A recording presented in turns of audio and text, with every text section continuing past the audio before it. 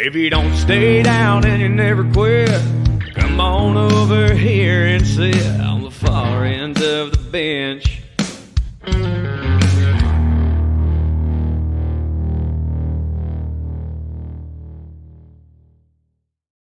Ladies and gentlemen, he's back. He has re-entered the chat, fresh off the plane from Albany. Fresh off the plane, like barely much sleep.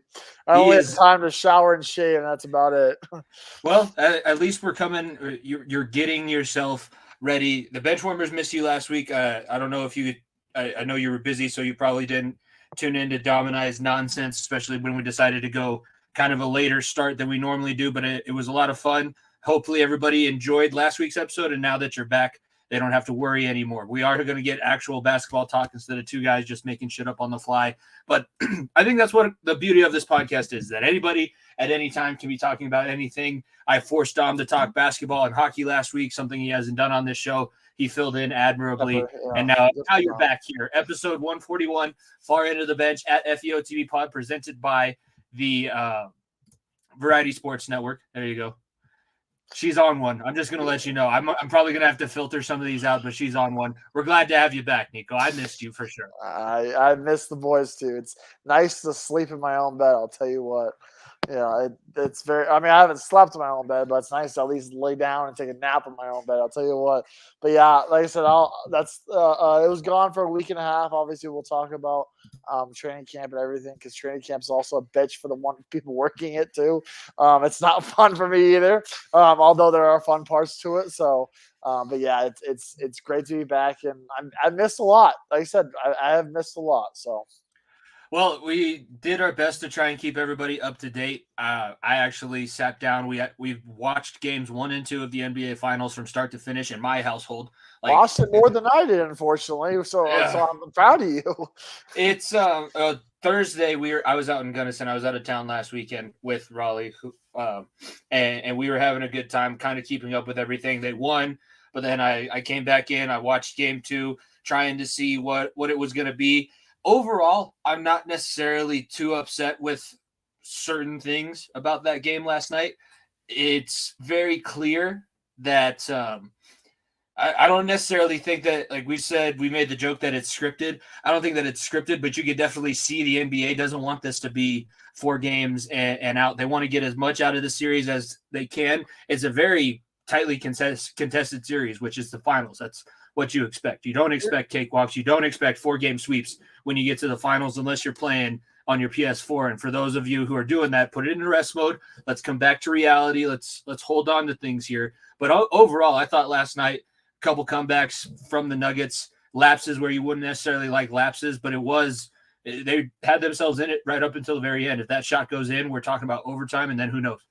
Yeah, I want to backtrack a little bit, because I think game 2 was a much more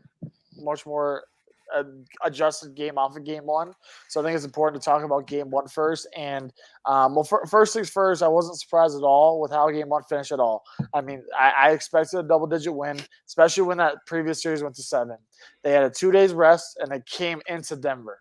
That is going to cause tired legs. That is going to cause arms to not shoot as well. And look, 2 guys who went scorched earth against Boston in Game 7, Max Strus and I believe it was Gabe Vincent as well, did not have good games. Game 1, obviously they had much different games. Game 2, and they showed out. They absolutely showed out in Game 2. But look, that Game 1, it was good to get that first win, get that home precedent. But everyone was saying, whatever this ain't going to be a series, this ain't going to be a series. No, I knew it was going to be a series. I expected us to win in 5. I still believe that. I'm also being a little bit narcissistic and hoping that I can watch the closing game of a championship, like I didn't get to win this last year when I paid $950 for Avs tickets. So, like I said, I'm hopeful that we can win in 5 still, but I knew that Spoelstra and the Heat were going to make these in-game, in-series adjustments. No one does it better. That Game 2, in all reality, felt very, very similar to Game 3, Game 4 in Phoenix, where Phoenix said, Michael Porter Jr., Jamal Murray, you guys aren't going to beat us. Like, you two are not going to get good shots off. You're not going to get high-quality chances. Jokic can drop 50 on our head, and we're still going to win. Like that is the formula right now. Because weirdly enough, this is a weird stat. The Denver Nuggets are 0-3 in the playoffs when Jokic scores 40 or more points. 0-3. That is a weird stat. Obviously, he only had 4 assists on Sunday, and I expect that to change. I really do expect that to change. I think, like I said, look, you'd hate to go down in the series. Everyone does. But there's going to be adversity you just faced, right? You just lost home court. Miami earned it. Miami absolutely earned it back. So now's the time for you to go in and try to reciprocate what they did on your home court. And look, I expected those adjustments, but Malone and I trust Jokic and the rest of the crew to make those adjustments too, because game 2 is not a good game. The fact you had a chance to win that game was miraculous because it was a shit performance. You had low energy from the start of the first quarter and third quarter. You let run after run from Miami to go, and you almost you came within 3 points. That is one of the worst performances of the postseason for this team. It sucks that it's happening right now, but that's the reality of it. It's like, look, you're going to have to overcome this, and Malone said it perfectly in the post-game press conference. I should not be coaching right now attitude. I should not be coaching effort. It's the fucking NBA Finals. Like this is never come to the city ever. Think about that. You have something the city has never ever done before. You have that opportunity. It's right in front of you. You don't know when you're going to come back. You don't know who will be back on this roster. Why not fucking come out and go balls to walls? So look, that game 2. Worst games of the postseason from MPJ and KCP. 100%. I expect that to change. And look, Jokic dropped 40, but I expect the assist total to be up. I expect the 20-10-10 game. And look, that if a 20-10-10 game comes from Jokic, means the Denver Nuggets won, in my opinion. So if you can hold Jokic under that triple double, it's gonna be very easy to beat this team, unfortunately, because when you're so just like one man dominant, it's gonna run into problems. There's a lot. I mean, with the KCP stuff, and yeah, the starters had no life at the beginning of the third and the beginning of the first quarter, and it's a little incredulous. But then you think back too, like this is at some point the jitters were going to get to this team. We didn't really see it all that much in game 1. Game 2, it probably started to sink in that this is the NBA Finals. You are 3 wins away from accomplishing what you want to accomplish. It gives me a little bit of hesitancy because moving forward, that's how all the games are. Getting to the closeout game, they're still going to have to overcome, like, are we going to be able to do this and take that next step? I think they were a little bit in the bright lights last night to start off with, but the bench played well in the first half. I didn't necessarily pay attention too much in the second half. It's hard for me to keep track of things like that. I'm not quite up there with your skill level watching and seeing who's making an impact, but it was very clear in the first half when the twos went in, Christian Brown goes in, all of a sudden there's turnovers, the Nuggets are getting chances, they're running the floor, things are changed, the energy level went up. Jokic went out, the starters went out, the twos came in, and there was energy. I don't know, I mean, let's talk about Christian Brown because I think that we mentioned his name a few times throughout the postseason, but he is the energy guy right now. Is that his ceiling for the Denver Nuggets, as being the energy guy in the playoffs, or what do you think he's going to be able to accomplish? I don't know about his ceiling, but he's a guy that he's going to be coming in and he's going to be expected to be thrown at Max Strus and Gabe Vincent, right? These are the shooters, and possibly Tyler Hero if he does end up coming back. Because look, you cannot have Gabe Vincent do what he did in Game 2 again. You cannot have Duncan Robinson do what he did in Game 2 again. Like that's plain and simple. That is your lack of respect for defensively for those great shooters, and it's also a lack of discipline. Being like, you know what, like how can we adjust to this? And that I'm not saying that relies on KCP or not. Sorry, I'm not saying it relies on Bruce and Christian, but it should be all the forwards. I'm talking Mike. I'm talking KCP. I'm talking Bruce. Obviously CB. I'm talking Jamal too. Look, those young guards that just huck threes. Like this is what killed us against the Warriors last postseason. Like we were not closing in on shots. We were making dumb fouls. We were getting pump faked where the guy had a wide open 3, and you were just getting torched inside or on the outside because you did not have that length and versatility. Look, Jimmy Butler right now has been held intact, knocking on wood right now. He has been held intact, and that is a great kudos to Aaron Gordon But we cannot take Aaron Gordon off of Jimmy Butler and say, go fucking guard Max Strus or Gabe Vincent right now. Well, that's plain and simple. No, you stick with that matchup and what's giving you success defensively, and you have to have other guys step up. Have to. I get that you're not facing LeBron. I get that it's not fucking Devin Booker and Kevin Durant. I get that, but that one lack of respect that you may have for lesser players is what will cost you a series, cost you games, cost you wins, cost you a championship. So I expect those adjustments to come. I hope it's a game 3. I expect it by the time you come back here to Denver for game 5 to be tied up at minimum. It's just those adjustments got to be made. I would love to see those adjustments in game where it's just a fucking flip and then you can just go. But unfortunately, you ran into a situation like last night. That's not necessarily Michael Malone makes adjustments post game. They go back, they go watch the video. If you're looking for an in-game tactician, he's not. He can do it. He's shown that he's been able to be successful while doing it. He's not going to be like Spell. He's not. He's not pulling the whiteboard out for every timeout. I mean, that was. People were questioning. I saw it a little bit just on the local scene here, like questioning whether or not you should take a timeout, get it across the floor, take a timeout. There's one station in specific that does. Oh yeah, that station. We were talking about it at dinner when I was upstairs too. That station just loves to find anything they can and be negative about it. So I don't necessarily want to bring too much light into that. But I mean, what would you have done? Would you have taken the timeout, drawn up a play? Do you let it go out there? And because we're right. We've talked about this. It's a miracle you were in that game with as shitty as you started that fourth quarter. Yeah, look, I mean, they got 2 stops at the end of the game. 2 stops, last 2 possessions, right? And you felt as though the flow, you know what? You feel like the flow you could have went. Yeah, you probably would have liked that. But then again, you're drawing up a play for 10 seconds left, and it would have been good. I don't hate it. Looking back on it, like should they have? Yeah. If he makes it, should they have? No. Fuck. Why would you have wasted that momentum? There was a small momentum boost in there that Malone said, you know what? Let's just ride with it and see what happens. And he gambled, and unfortunately, it didn't pay off. Plain and simple. So, like I said, those are little small things that cost you games, cost you series sometimes, and unfortunately, our guys just didn't come up. I think it was a tough shot. I didn't think that was the best shot you could have got. I think, yeah, you had like 15 seconds left. You still had enough time to call a play. Maybe not been drawn up on the whiteboard, but you know where the ball should have went. If you needed a 3, it should have went to Mike. Should have went to Jamal. And Jamal obviously got a highly contested 3 in his face that he missed. And it's unfortunate, but that's what the last play ended up being. And I'm not going to take that blame on Malone. I'm not. Like, look, there's waves and there's moments you're like, you know what? I think we have this momentum. We have this momentum, and unfortunately, it just didn't pay off. I'm not going to say, like I said, it's one of those situations where you're damned if you do, you're damned if you don't. Plain and simple. That's just the way it is. You can always look back in hindsight, and that's something you normally do see. I felt like for as kind of close as that game ended up being, the final few minutes didn't take as long as there normally was. There wasn't as many stops.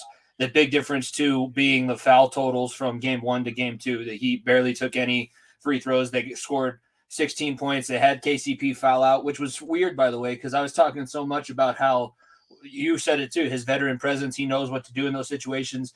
You cannot foul somebody standing beyond the 3-point line. Don't even make it a question. Don't jump. Don't try and land in his space. Don't give him the opportunity to kick out and hit you.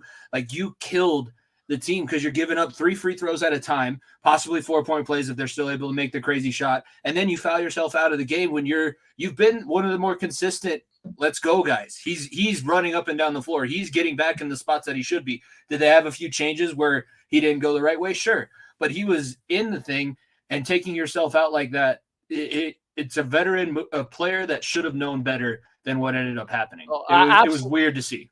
Absolutely. And look, there's a handful of guys in this league that you fucking jump at the last second for. Plain simple. If it's the fourth quarter, you jump on their shot. It's Steph Curry, it's Klay Thompson, it's maybe Damian Lillard, a couple of those guys. Like I said, I'm not saying any offense to Max Strus and Gabe Vincent because they fucking torched us. But if you put a hand in their face and stay on your feet, like it's going to be a tough shot. It's going to be a tough shot. Like if they hit good shots like that where you have a hand in their face, like you're gonna have to live with it. You run at them, jump and try to block a shot when you look. Jimmy, you do not see ever, you do barely ever see a 3-point shot blocked out of midair, right? That's the small little mental things. You're like, you got to know the moment.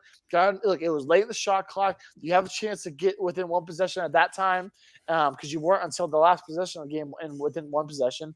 It's the small things like that Malone goes into the film room and is like, boys, we fucking had this.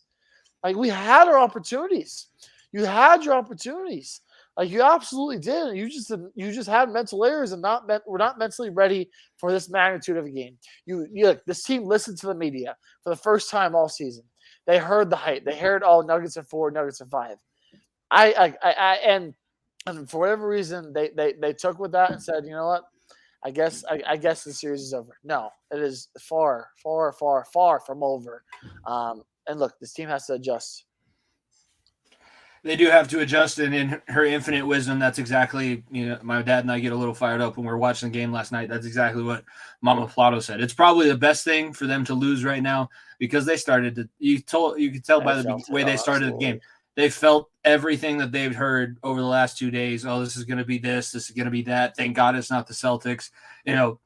We can talk about that too. Nobody's more excited about the way the series has gone so far than Celtics fans. They're like, oh, we hold on. We become the first team to come back from 3-0. We go in. We beat the Nuggets. Are you kidding me? We beat what I come back to, the Heat played a fantastic game. They got really good games out of Butler, even though he wasn't scoring. But out of Bio started figuring some things out. And, yeah, your shooters were shooting. They were hot for the entirety, what felt like the entirety of the game. You still had to come back from 15 points in the second quarter. You came back down 10, let's say at halftime. You take the lead back, and you still almost let this team they were sleepwalking. They barely even looked like they wanted to play that day, and you still had to beat them by 3, giving them the chance to tie it on the final possession. Look, it shows how good this Denver Nuggets team is. It's plain and simple. Like that's the faith that we have in this team. And look, I'm not taking away anything for what Miami's 30-14 run they went on in the fourth quarter. Like that is a crazy run that should never happen in the fourth quarter of regular season games, let alone an NBA Finals game.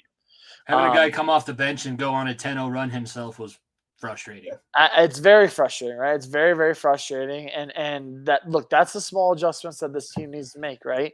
Like it was a slap in the face. This team had won 7 games in a row, Jimmy.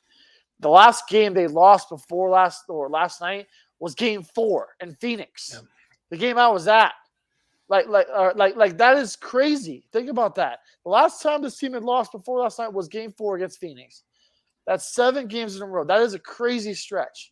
Crazy stretch. It took a little bit of a gut punch to be like, you're not going to fucking just walk over these guys. You're not. They are too well coached, too well organized, and too tough to do that. You're not facing the Lakers and those pussies. You're not facing the Phoenix Suns team that basically gives up. Like you're facing a team that is just built differently. Weirdly enough, I hate using the innuendo for a team we play against, but it's true. Their DNA is different. They are by far not the most talented team you played. They're not the most on paper ready to win championship team left, but they are a team that is well coached, well disciplined, and ready to fucking beat you whenever they want to. Plain and simple. And look, the Denver Nuggets took game 2 for granted. They absolutely did. They thought they were going to come in and they were going to lay over. That never will happen. Never, ever, ever. So you gotta respond. The response is what I'm expecting and I'm hoping for. Where anything before we start going through anything else that you wanted to touch on for the game, I do have a couple updates on some of the content that will be coming out surrounding the next couple of games. But before we get into predictions, anything else that you wanted to wrap up coming out of game 3? I expected 2-2. I expected 2-2 coming back to Denver for game 5. That's what I expected. So I would love to get 2, but that's being greedy. So let's just get 1. Let's get the series back to 5 and get home court where it's a best of 3. So, all right. Niko says he expects 2-2. Real quickly, I am going to have an extra bonus episode coming out with you guys at Jared0_NBA. He's actually a Celtics fan. we kind of linked up through Twitter, the majesty that is social media. He's going to be coming on and kind of giving the Celtics. We're getting a Celtics opinion, even though we're not playing them in the finals. But I feel like that's a decent. He writes a ton for different websites about the NBA. He's going to be knowledgeable, and we're getting another new face on the show. So that will be coming out Friday. We're going to go live probably sometime during the middle of the day with that around noon or 1 Mountain Standard Time, because he is out on the East Coast. But that's going to be coming your way after Game 3 is played. We're going to be talking about that in the series up until this point on Friday. And speaking of East Coast, the East Coast is the worst spot to fucking watch sports. I kid you not. I hated it so much. Like, the only good thing about like 8:30 start time games was like, oh, my work day's finally done. Like fucking 6:30 is so perfect. 8:30 is such a bitch. Now I get why no one watched our team on the East Coast. Because why the fuck would I stay up that long? No. I get it now. I get it. I hate it, but I get it. I think, I guess we can have that conversation. Is the West Coast the best coast for sports? Well, no, not for. I wouldn't say for sports. I think the Mountain Time Zone is the best time to watch sports. Like you get off work 5 o'clock, 6 o'clock, games are already going. Like, that's the perfect time. Like games are done by 9 o'clock. Move on. You can sleep at a normal rest time. You can even watch a show if you want to, and it's the perfect time, best time to watch sports. Like, I will stand by that. Yeah. East Coast, you're not fucking watching half the games, and West Coast, I mean, do you you're basically sitting in traffic for 2 hours after you get off work at 4 or 5, so you don't really get to watch those East Coast games either. If I'm a sports fanatic, selfishly, you can get sports all throughout the day if you're in the West Coast. You could, yeah. I would wake myself up. I don't even sleep anymore now that I'm a teacher. I sleep at 7. I'm up and I'm ready to go. I would definitely get up and have an all-day sports marathon. Let's talk about, as we are live here, we're during Game 2 of the Stanley Cup Finals. I was watching it a little bit before I came down. About 2 minutes left in the second period. Vegas is now putting it on Florida 4-0. Bobrovsky gave it his all in that first game. Florida just is way too interested in trying to be ratty and trying to muck things up, get into the scrums, send people to the boards, that they totally forgot you're supposed to try and score the puck. You're supposed to score. That's the object of the game. It's not winning the fights. They don't count how many people you still have left on the bench who haven't won a fight, and that's how you win. Florida totally forgot about that. Vegas made them pay for it. That game was 2-2 with about 10 minutes left in the third period. 2 goals later and an empty netter, it's 5-2. And we're talking about Vegas now taking a stranglehold on this series. And sure, I could see Florida. If Florida doesn't win tonight, it's going to be hard for me to say that they're going to go back and win 2 straight away. I think they split, and then we're looking at probably a gentleman's sweep in the Stanley Cup Finals. Because the way this series is played out, Vegas is big enough. Florida can't push them around, and they're skilled. They are so skilled at every position all the way through. It's similar to the waves that we saw from last year in the Colorado Avalanche and Tampa Bay Lightning, where it's just guys after guys scoring. Marchessault, not even the first line guy, getting the boys on the board, and it's just everybody on Vegas is humming right now. They are. I mean, everyone top to bottom is just running up and down. Like what are they on their third goalie now, Jimmy? I thought it was Brisbane. It's Aiden Hill. It's Aiden Hill right now. They have Johnny Quick over there, not even playing, Stanley Cup winner. They had their number 1 goalie go down at some point in the playoffs, and now they're on Aiden Hill, and Aiden Hill made the save of the year. Not even a question. Like, that was one of the craziest saves I've ever seen. Like the level of Waugh and Odor level of being like, holy fuck, how the hell did he get that stick all the way across to the point where it just tipped it enough and the puck went the opposite way? Like, that was unreal. Unreal. I know we don't do play of the week anymore, but that could have easily been it should have been it, number 1. So but yeah, Vegas, like I said, look, Vegas has everything going for them right now. I expect Florida to respond better at home. I do think so. Like I know this may not really take into account when you play them in the playoffs, but with Vegas and playing in the city of Vegas, you stay at the MGM Grand or something, okay? You see women walking around, you see casinos, you see poker tables, like in the playoffs. we're the last guys on the bench who don't play. Hell yeah, they're fucking hanging out and having a good old time. And that's hurting the Panthers right now. You have to have everyone deep, ready to go. Pause on that. And right now they do not. They do not. So Bob may have spent his last few seconds of energy out on that last series, and then especially getting up to the Stanley Cup final. I don't think he has any more legs left. I really don't, because when your offense ain't going and your goalie's struggling, it's going to be very, very hard to get out of a rut. It's been kind of the theme for Vegas, especially going from the last round against Dallas, where we saw it. I mean, Jamie Benn got kicked out of the game 3 minutes into game 3, and they just constantly tried to get Vegas to play this game and draw them into penalties. And they just don't. They let you take the penalty, they send you to the box, and then their power play goes out, and they just freaking are. Their power play is on another level right now. We were watching one of the highlights of the goal from earlier. It's literally a move I've done in NHL 1,000 times, where you just take the puck into the corner and then do the spin move out.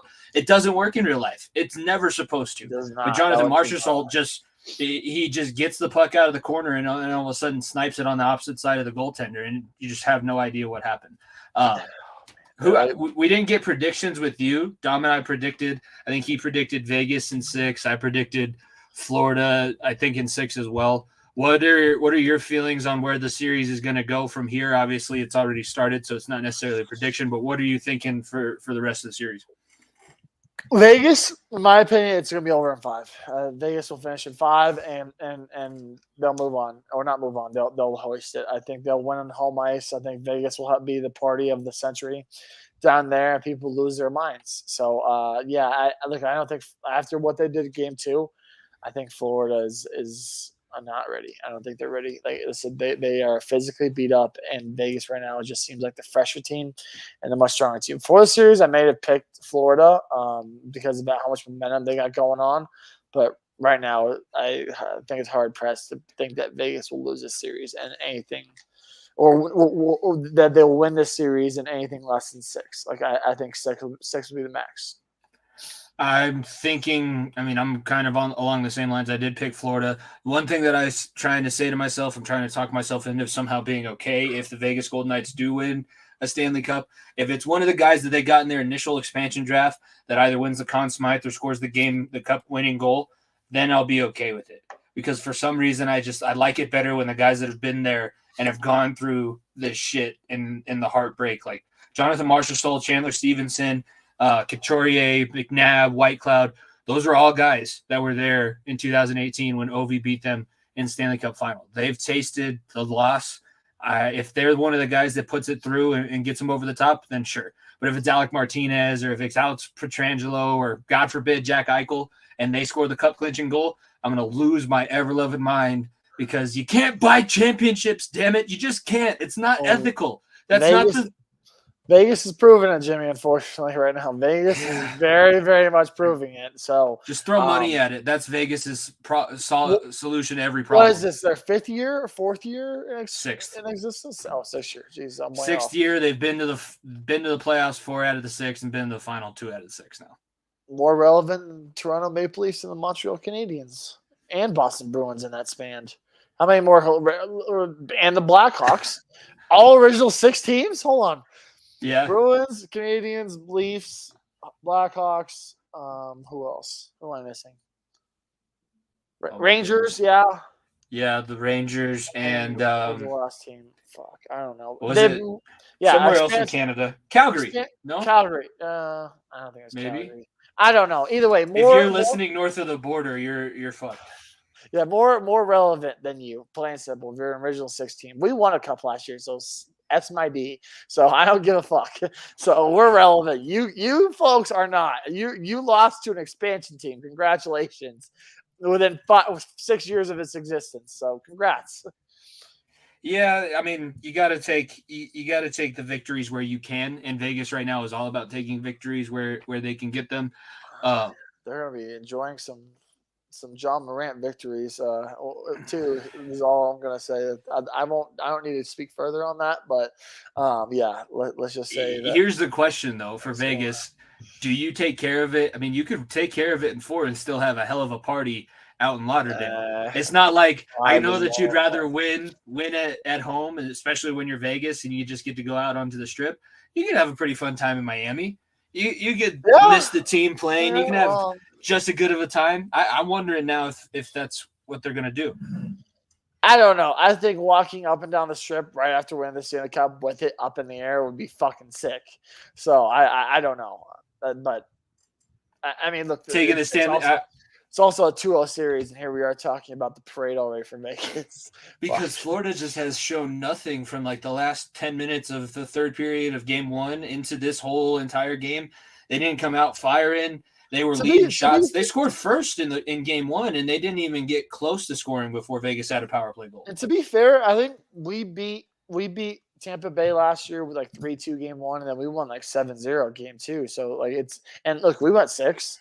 I mean, and we ended up winning, so maybe that's a good tale to tell for Vegas, but it looks similar, if I'm being honest with you. It really does. It does. Yeah, I just want it to be a somewhat decent experienced, somewhat decent series. I was rooting for the Kachuk storyline, especially after that video package they played before game one, and seeing Keith and Matthew. That would be cool. He would be the first Kachuk to win a Stanley Cup, and there's 3 generations of them playing in the NHL right now. One of them is the captain in Ottawa, which when we get to the summer more so in depth, we can kind of talk about that, maybe more leading up to the NHL season. I think Ottawa, now that if they get their ownership situation figured out, Ottawa could be a team that makes a jump for next year. Brady Tkachuk is a good captain to have. He's a guy that can lead your boys the right way. Matthew Tkachuk is the glue for Florida. You at least know that you have your cornerstone player. I don't think that Florida had that. They never really saw Huberdeau as the guy that they were going to build around. You could build around a Matthew Tkachuk, especially in a place like Florida. Your mic's up. Absolutely, like zero doubt about it. Like he is the face of that franchise right now. Like, it's disappointing that they're going to go 26 years in a drought from getting to the final and possibly have this end in embarrassing fashion.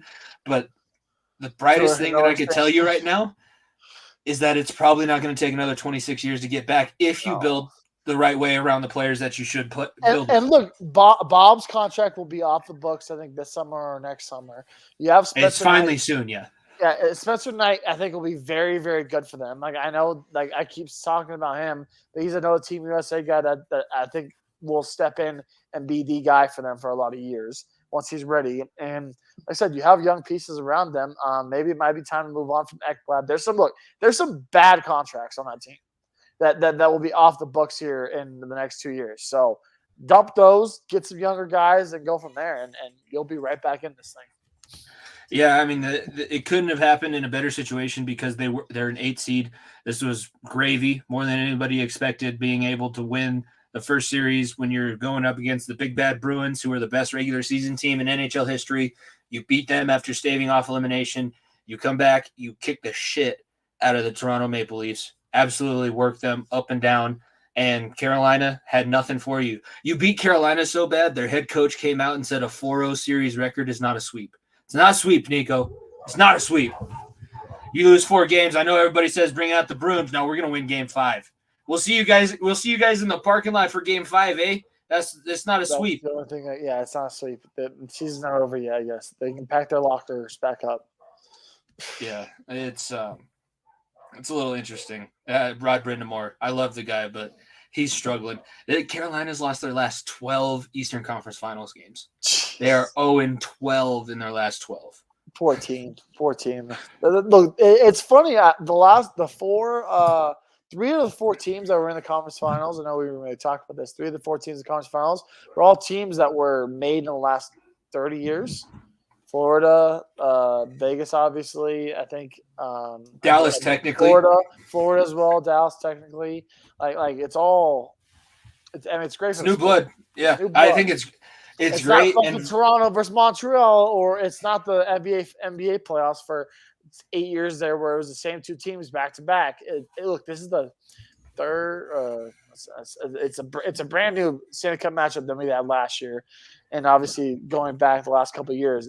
It's been pretty fresh, and that shows to the level of play across the whole league right now. The parity is super high, and also the skill level. When you have guys like Gretzky and now I'm thinking Messier saying that this is the best hockey, the best skill level that this game has ever been played at. You kind of sit back and take notice because I agree with him. Some of the things that these guys are doing on a nightly basis, and they had Connor Bedard on the pregame panel today. That dude he's not 18. You can tell me anything that you want to. He's not 18. He was sitting next to Wayne Gretzky, and Wayne Gretzky looked like a child. Looked like you put somebody's grandpa up there in a suit next to Connor Bedard. The kid is massive. I hate saying this, but like, I really hope something fucking goes wrong again with Chicago when they fuck this up, because I just put him somewhere else. I don't want to fucking root against this guy because he's gonna be that good. Please don't. He's gonna be really, really good. He's gonna be really, really, really good. It's gonna suck. We're gonna have to play him so many times throughout the years. What is it? 12 games a year or something like that. That seems about right. We had the math teacher on last week, so I'm not going to get too deep into the weeds. But yeah, somewhere around 12 games a year. Plus, now you're seeing him in the first or second round of the playoffs more than likely, and that's just going to be not. We don't have to worry about that right now, Jimmy. At least we don't have to worry about that. That's all I've been worrying about. I see Connor Bedard toe drag release in my sleep, in my nightmares now. That's what I'm nervous about. I'm not nervous about football. I think the Bengals are going to be fine. The Broncos are probably going to be better. No. Hell, even the Jets are going to be better than they were last season, probably. We'll see. We'll see. It's funny because, like, obviously, being at camp, all the guys are like, oh, like, who are your teams? I'm like, oh, I'm all Denver, like, all 4 teams and everything. Unfortunately, Rockies, too. Is like, oh, what do you think about your Broncos? I told them, I was like, I don't give them a thought right now. I don't think about them at all. Like that is a problem to be worried about later. I not a single thought has come across my mind about the off season for them or anything. Right now, it's 150% the Denver Nuggets. And it's not even a question. Like that is my thought process. Last year was same thing with Stanley Cup final. I didn't even fucking think about. Actually, I did kind of think about it because we traded Russ for Russ within that time. But it's completely 180. Like I'm just not even thinking about it. I don't want bad thoughts right now. Only good thoughts, positive thoughts only. Do not rain on my parade. Possible parade. I'm just putting that back out. Knocking on wood still. Even though if it does happen with the way the weather's looking like, we would have rain on the goddamn parade. And it would suck. But there's going to be, I don't know. I don't care. What is it, 6 million people last year? I don't know if honestly, I mean, I'm not going to talk about the parade. I'm not stopping because I'm not jinxing myself. I'm sorry. I hate to end the conversation so quickly, but I can't. Like, I'll talk about it. I almost got him. I almost got him. Almost don't fucking get me. You almost got me, Jimmy. I'm not fucking doing that to myself right now. That's the psychology and sociology guy in me. I wanted to try and see. You're interrogating me, Jimmy. You almost fucking got me. It's not bad you're the witness. Objection. Overruled. It's like the cop that pulled over the guy. Is like, how much you had to drink? I was like, I haven't been drinking, and he was like, where did you have the bar? I was like, me and my buddy had a couple Bud Lights. He was like, ha, I got you, buddy. Like, no. We stay away from bad juju. Do not post Russell Wilson. Do not post Sean Payton at the games. I don't care. Just show Lil Wayne. Show fucking the South Park. Matt and Trey Stoney, whatever, and that's all we need. And Ken Jeong, because those are our fans. And that's what we got going for us. Do not show me anything along those football lines, because I don't want the bad juju. I wonder if Casa Bonita is going to cater the parade if they do end up. It's already back open, I think. I think it opened June 1st. I heard the price is stupid high. Well, the only way that you could make that restaurant not shitty food is jack up the prices because it was the Disneyland of Mexican restaurants for a long time because it was like $5. Still is. What do you mean it was? It still is right now. Now it's you and my guys' age. Like, holy fuck, Casa Bonita's back, baby. These kids don't know. They don't know, Jimmy. These kids don't know. They're getting to win. Like, that's what the schools all around the Denver metro area. Which is funny because the restaurant is in a place called Commerce City, which is locally referred to as Commerce Shitty. Because it's not pleasant. You don't go there for you don't walk around town. You don't want to go there for any other reason than Casa Bonita. But you go there, it's like $5 for a big bowl of tacos that you're going to shit your pants on the drive home. Hey, maybe they fixed it, Jimmy. Maybe they did. Maybe Matt and Trey Parker maybe fixed it. But the cliff divers, yeah, the school districts would all like make one competition where if you win, you get to go and get a free meal at Casa Bonita, and the parents are like, "God damn it, please don't do that again. I don't want to go." Take me to Gunther Tooties or something stupid like that. I don't want to go to goddamn Casa Bonita again. Yeah, please don't make me eat those bad tacos. Let's get into PLL training camp. You just got back.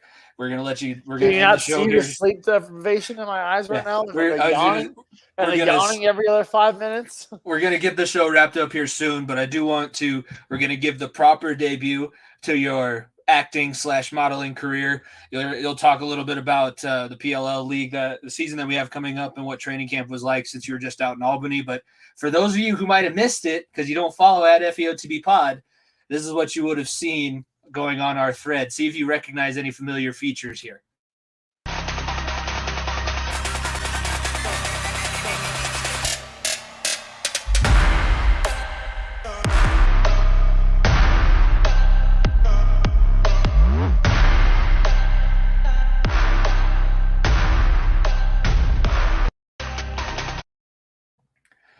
Okay, so I know he's going to be too expensive for us to buy, but if I had somebody to pick to put together our video podcast, it would probably be somebody like that guy because just in the 20 seconds, I'm excited. Did you know? Tell the Apple Watch timeline. Yeah. I don't know if you can see how bad that is. It is fucking horrendous right now. That's exactly how I picked out. I was like, "Yep, that's Niko's Apple Watch." So he's. Did you know they were filming for the commercial or like the video? Yeah. So shout out my man Jack. Shout out Paige. They do so much great social media stuff. I'll get to all that marketing here in a little bit, but they were like, "Hey, when are you hanging jerseys?" I was like, "Oh, I'm gonna do it day before the game, hang them all up and everything." They were like, "Oh, can we come with you?" And I was like, "Yeah, sure, I guess. Why?" Because we're gonna do a hype video for the game. I'm like, "Okay." So what do you want me to do? It's like, I want you carrying jerseys, putting them on hangers, hanging them up, and turning the lights on and off. And I was like, "Okay, say less." He was like, "You're not really gonna be in it, but you'll be in it." And I was like, "Say less." I mean, I don't need to. I would have argued for some No. screen time, some FaceTime. Get these chiclets on the camera. Oh, I do have a picture of me. I'll send it to you right now. That I was on TV on ABC because our game was the very first game of the season, and it was on ABC. So we got that going for us. See if I can pull it up. But the games were our games. It was nerve wracking, but it was so much fun. Like the training camp, unreal, unreal. Like I said, look, it's like basically, and look, I hate downing on my old job because I love working for Team USA, but Taekwondo, like, I never really fit into the culture. Like, I never did it. I never competed growing up and did any of that. But now I'm back in a sport that I ended up playing, ended up loving, and loved and grew up and knowing so much about, and getting back into a locker room aspect where, like, look, my team, the Redwoods, they've treated me like I'm one of their own. Like they really have. They all respect me. I respect them all. And when it's a what can I do for you kind of thing for you. It's like, "Oh, I'm so sorry to make you do this." I was like, no, that's my job. Let me help you. Yeah, there's me on ABC. No, that arrow. There we go. That's my ugly mutt. After a week and a half. I thought you had a whistle. I thought you had a whistle. No, it wasn't a whistle. Oh, that would have been beautiful. It was not a whistle. It was a media pass that I could get on the field with. It was not a whistle. Don't worry. I did have the challenge flag in my pocket though, in that front pocket. So when Coach needed it, he needed it one time, and I had it in my pocket ready to throw to him. So I was the barrier of the flag. I was basically the hold me back dude, kind of. Yeah. Basically. So everybody needs one of those. You're also the energy guy. Energy guy. Big time energy guy. Look, if you hear, like, listen on the sidelines for the games, like, if you hear someone yelling, it's more than likely me. Like, I was yelling. Like, could you not, my voice is so shot after Saturday's game. I was like, fuck, I gotta do this in another 11 weeks, 12 weeks, maybe 13 weeks. Like, holy shit, I'm gonna lose my voice by the end of this. But no, like, being on the sideline it's so sick. And look, we got a big win. We got a big win. A lot of people are picking the Atlas to win it all. That was the team we were playing. They got a bunch of DU boys over there, Baptiste, obviously, and Eric Law, who runs Denver City Lax, and they had the two of the top 3 picks in this year's draft, and they're a very, very deep team. But we come in, we get some big time face-offs by TD Erlin, and good old Ryder Garnsey, the absolute stud that he is, the guy who came off a national championship on Monday. He's a head coach, or he's not the head coach, but he's assistant coach at Notre Dame, who won the Natty on Memorial Day over Duke. And he flew in on Wednesday. I booked his flight. He flew in on Wednesday, got him all of his gear. He had 2 days of practice, and then he comes out and scores 6 goals. I mean, what a fucking gritty ass guy that is, huh? And absolute stud. The boys, like I said, the boys are rolling. I have nothing but good things about training camp. Long days, very long days. Cafeteria food. What was the college? The University of Albany. Okay, I didn't know that if there was a University of Albany. I'm assuming the same amenities as like when we went to the Wyoming camp together and all those other college football camps. It wasn't by far cream of the crop food, okay? So, but like I said, I'm not going to complain. They fed me. I didn't have to do anything about it. All I got to do is show up, do my job, and get my shit done. So it worked out really well. And like I said, look, me, myself, and the 7 other liaisons for all of our teams, I think we did a hell of a job. I think we all worked our ass off to help one another out, to make life easier on us, because it's a brand new position, right? It's funny because Mike Rabel, who's obviously Paul's brother, addressed the whole staff all together. I think it was the second or third night, or one of the first couple nights. And he was like, yeah, this room has doubled since the bubble. And this room has really, really grown. And it's a kudos to how great the staff is and the whole group. So we've all done a great job. And look, I hate to brag, but I got a game ball. I thought that was so fucking sick. It's the same thing like the Broncos do with the footballs in the game. They gave the 3 out to the players, and then Coach Nat gave me a ball too. So I thought that was surreal. I got to break the huddle down, and like I said, it was a fucking sick ass feeling that I get to do another fucking 12 weeks. That's how happy I am right now. So, like I said, it was a big win, first of many. And the boys are buzzing. The woods are rolling. I did listen. I did my research because I knew you were going to come back and we were going to talk about this. I listened to Rabel on PMT, and he was kind of talking about the move forward for the league. So they are going to start to introduce host cities for the teams.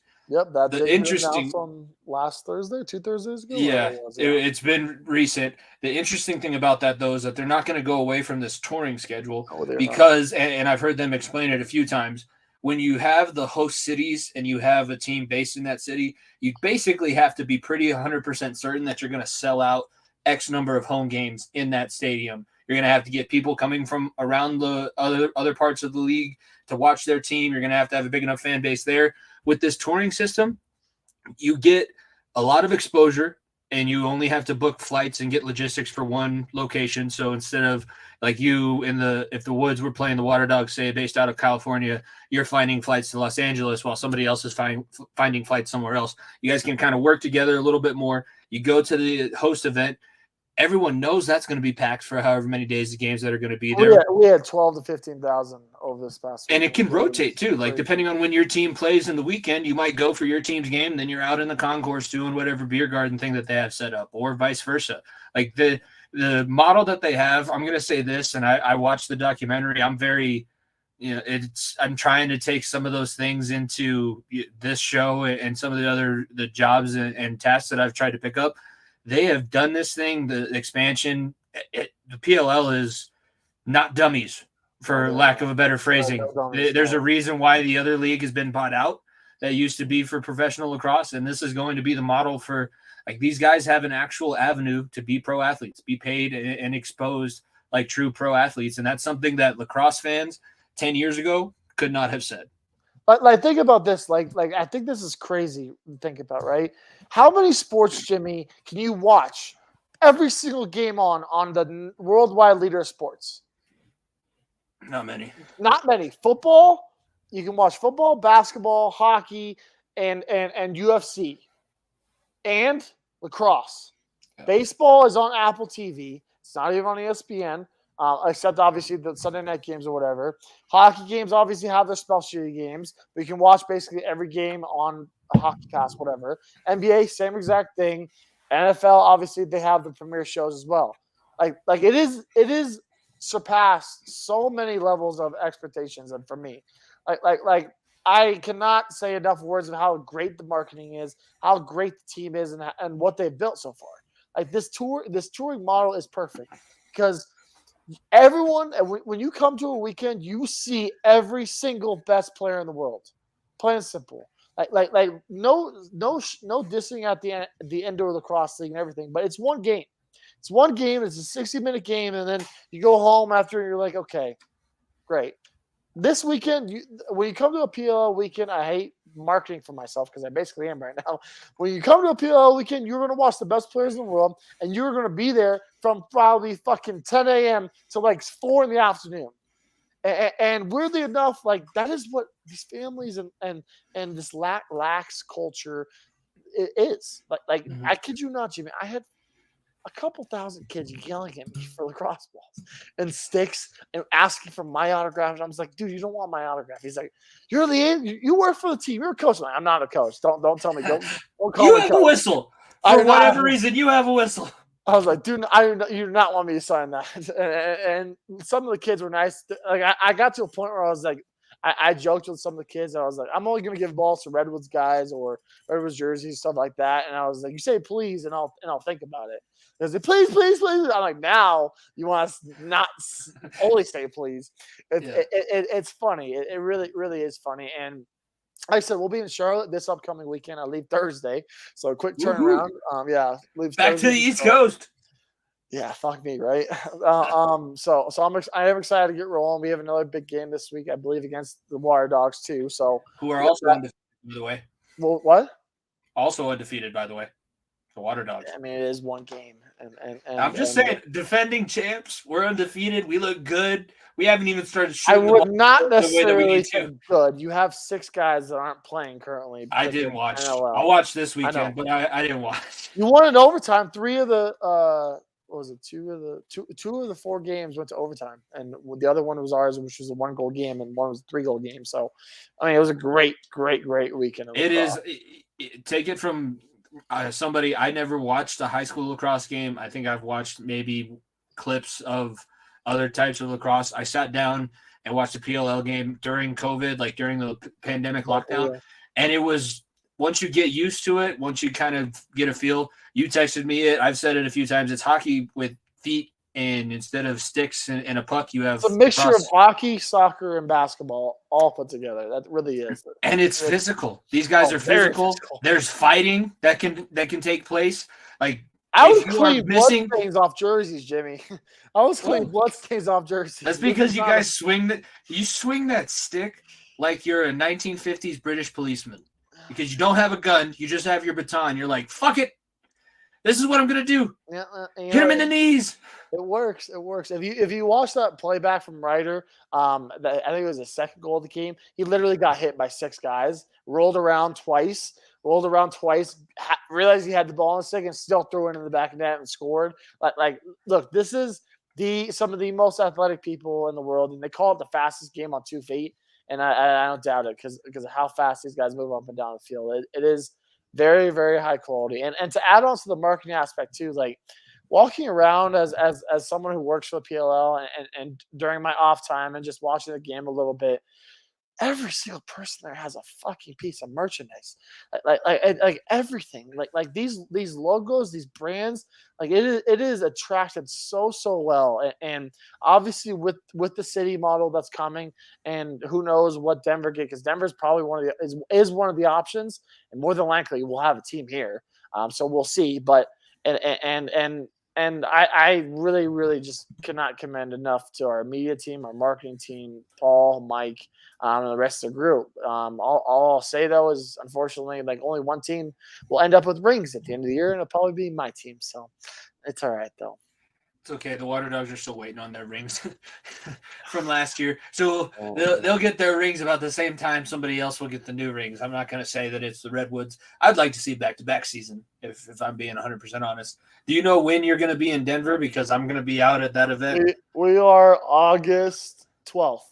Yeah, I'm going to play hooky from whatever other obligations that I have. I will be. Don't you worry. I'll grab you some tickets too. I've been for people that live in Albany, because we have a couple of our coworkers live in Albany. I grabbed some. And I was like, I don't need these for this weekend, so I gave them my tickets, and I'm gonna hopefully get the return for Denver. So I'll try to get as many people as possible. Yeah, even if I have to buy my own, I'll have Water Dogs merch by that time. I'll have a hat. I'll have probably. They do have some sick stuff. Like their helmets are beautiful. The purple. I just don't like the color scheme. Is my only thing. But the Bulldog. That's because it's purple and black, and you hate the Ravens. That's why. Yeah. If it was black and yellow, you'd also hate it. Like it's just the color schemes for that orange and black works so well. And if they just put a tiger right here instead of the Water Dog, then it's the Bengals, and I like it. Then I'm in. Then I already have jerseys. But I'm sure there wouldn't be any cease and desist for those logos. I'm sure.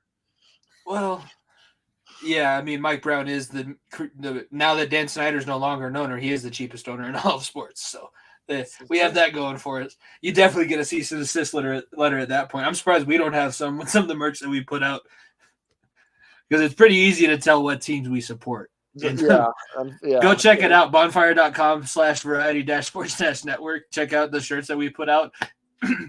If anybody is watching from one of the team's legal departments, if you want to come after us, fine. I'm going to use it as free press. Like, send me a cease and send me a cease and desist notice, please, just so that I can use it to market. Like, look who else listens. The NHL legal team listens. How about that? You guys should listen too. It markets itself. I'm going to have to do that with I don't know if I didn't tell you because we haven't talked. That lawn service that I'm doing over the summer, I was putting up flyers around the city. Did you know you're not able to put flyers up on street signs? I did not know that. Yeah, I got a letter. I got a letter from the city, or not a letter, an email from the city. If they find any more of my flyers taped to signs, it's $150 fine per sign. Oh, yeah, let's not. But I got the screenshot and I blurted out all of the personal information. I was like, you want some outlaw lawn care? You know where to go.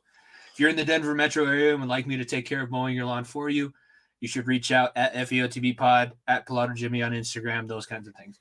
We're winding down. I'm trying to let Nico go to bed, but we haven't talked in a while. Nico is on fumes right now. Nico will be sleeping until probably 10 tomorrow. So, yeah. And that's going to be like 12 o'clock on the East Coast. So I've been made fit beautifully. Because it's like 10:30 for me. Oh, boy, yeah. And I got to fucking get ready for game 3 and 4 mentally, too. So, oh, boy. Like what we say, Jimmy? We don't sleep till... For you, you're not sleeping until next April? End of September? Yeah. I was going to say, after March Madness next year. Yeah. But because it'll be... Oh, fuck. I'll have to get some... I was going to say, you're going to go... You said September. Why are you sleeping in September? There's football on. College and pros. Well, on that note, good night, ladies and gentlemen. Yeah, this has been a great episode at FEOTB Pod. Subscribe to the YouTube channel that you guys are watching live on. Go back, listen to the audio if you missed any part of the show or rewatch the video on YouTube. Tell a friend, leave a like, a comment, 5-star rating, all of those things. It does help out. Be sure to follow the Variety Sports Network as well at Variety_Sports_. For myself, Jimmy Pilato, my co-host Nico Bryant. Thank you guys for tuning in to episode 141 live of the Far Under the Bench podcast. We will see you next week. Peace. If you don't stay down and you never quit, come on over here and sit on the far end of the bench.